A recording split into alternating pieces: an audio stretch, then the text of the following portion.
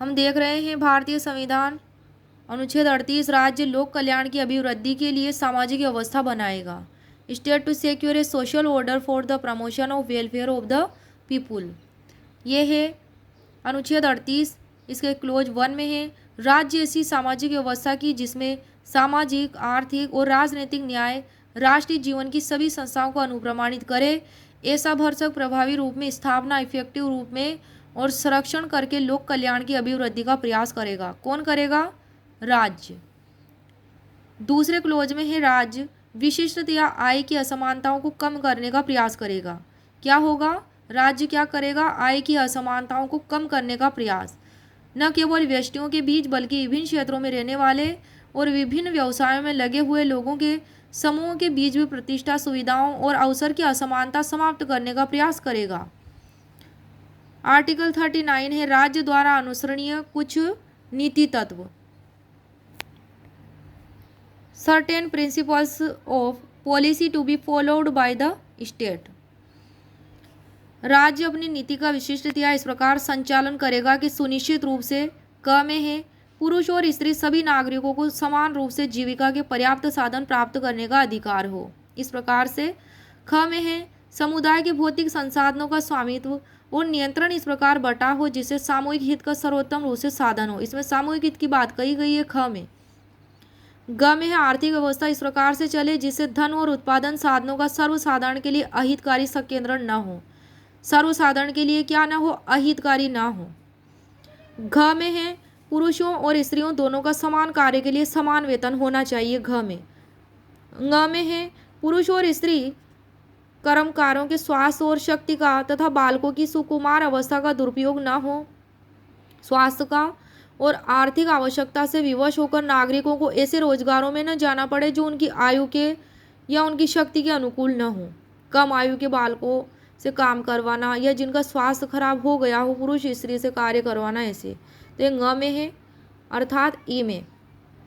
च में है बालकों को स्वतंत्र और गरिमामय वातावरण में स्वस्थ विकास के अवसर और सुविधाएं दी जाएं और बालकों और अल्पवयी व्यक्तियों की शोषण से तथा नैतिक और आर्थिक परित्याग से रक्षा की जाए।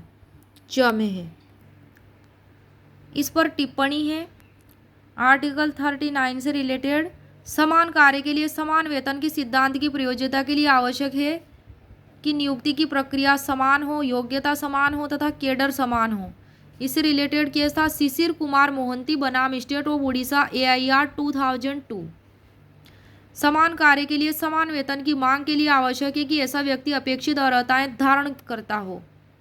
Steel authority of India limited बनाम दिव्येंदु भट्टाचार्य AIR 2011। अब आ जाता है आर्टिकल 39A 39 क समान न्याय और निःशुल्क विधिक सहायता, equal justice and free legal aid. इसमें क्या है प्रावधान कि राज्य सुनिश्चित करेगा कि विधिक तंत्र इस प्रकार से काम करे कि समान अवसर के आधार पर न्याय सुलभ हो।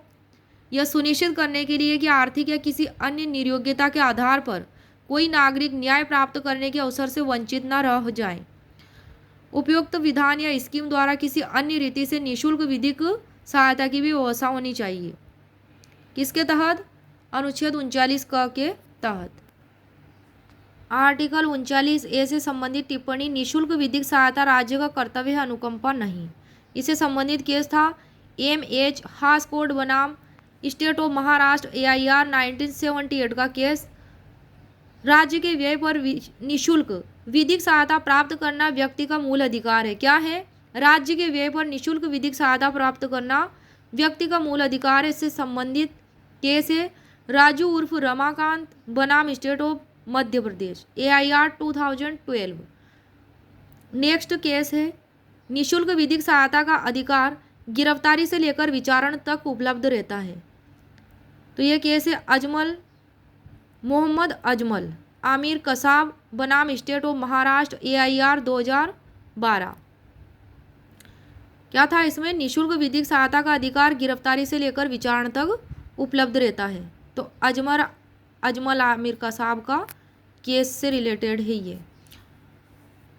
अनुच्छेद 40 में है ग्राम पंचायतों का संगठन, ऑर्गेनाइजेशन ऑफ विलेज पंचायत। राज्य ग्राम पंचायतों का संगठन करने के लिए, तो अनुच्छेद 40 के तहत क्या होगा, राज्य ग्राम पंचायतों का संगठन करने के लिए कदम उठाएगा और ऐसी शक्तियां और उसको प्राधिकार प्रदान करेगा जो उन्हें स्वायत्त शासन की इकाइयों के रूप में कार्य करने योग्य बनाने के लिए आवश्यक हों। ये बात अनुच्छेद 40 में दी गई है ग्राम पंचायतों का संगठन में। इससे संबंधित कैसे ग्राम पंचायतों की उपेक्षा करना गणराज्य की आत्म जनशक्ति की उपेक्षा करना है। केस का नाम है एन खेनी बनाम माणिकराव पाटिल, AIR 1977।